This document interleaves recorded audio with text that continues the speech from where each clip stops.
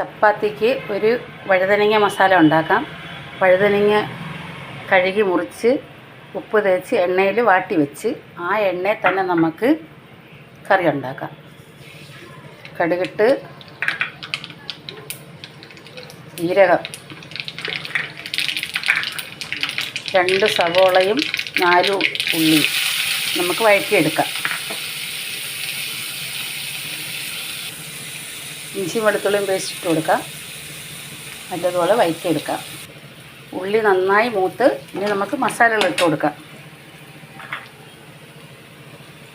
കുരുമുളക് പൊടി, മല്ലിപ്പൊടി, മഞ്ഞൾപ്പൊടി, മുളക് പൊടി, ഗരം മസാല, പെരുംജീരകപ്പൊടി ഇതെല്ലാം കൂടെ നമുക്ക് ഇതിലിട്ടിട്ട് നന്നായി വഴറ്റിയെടുക്കാം.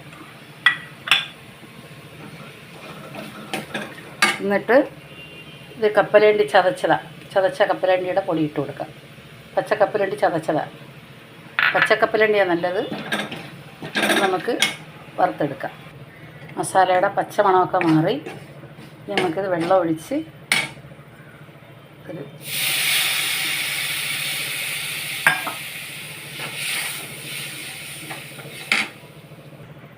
കറിവേപ്പില ഇട്ട് കൊടുക്കാം.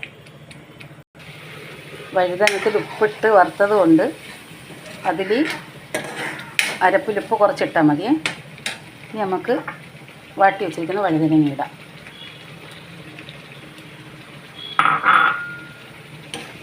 ചപ്പാത്തിക്ക്, പൊറോട്ടയ്ക്ക് ഒക്കെ അടിപൊളി കറിയാണ്. ചോറിനും എല്ലാം കൊള്ളാം.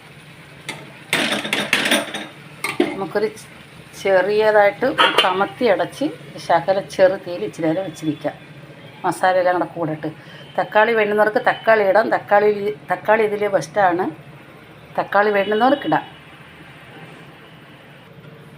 കറി റെഡി. നമുക്ക് മല്ലിയിലയിട്ട് ഇറക്കാം. കറി റെഡിയായി. നമുക്ക് വഴുതനങ്ങ മസാലയുടെ കൂടെ മൈദ ചപ്പാത്തി ഉണ്ടാക്കാം. നമുക്ക് ശകല ബട്ടർ തൂത്തെടുക്കാം.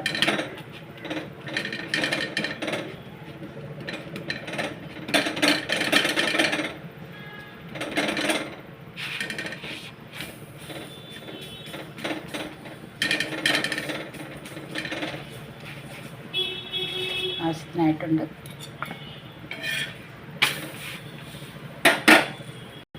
വഴുതനങ്ങ മസാലയും ചപ്പാത്തിയും റെഡി. നമ്മൾ കഴിച്ചാലോ? കഴിക്കാൻ എല്ലാവരും വാ. എന്ത് ടേസ്റ്റാണെന്നറിയാം വഴുതനങ്ങ മസാല. ഇങ്ങനെ ഉണ്ടാക്കി എല്ലാവരും കഴിക്കണം കേട്ടോ. രാവിലത്തെ ഇന്നത്തെ ഞങ്ങളുടെ നാസ്ത കേട്ടോ.